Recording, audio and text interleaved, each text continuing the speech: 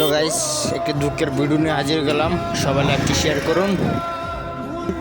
ফতেপুর রাস্তার বাম পাশে একটি গাড়ি অ্যাক্সিডেন্ট হয়ে গেছে। সকাল 5টার সংখ্যা দেখেন, অনেক ক্ষতি হয়ে গেছে গাড়ির মধ্যে সোফা সিট ছিল। এটি সকালবেলা প্যানে নিয়ে দোকানে পৌঁছায় দেওয়া হচ্ছে। তো এই গাড়িটি তোলার জন্য অনেক কষ্ট করতেছে। এই যে সবাই দেখেন, আজকে ভোর 5টার সংখ্যা গাড়িটি অ্যাক্সিডেন্ট হয়েছে।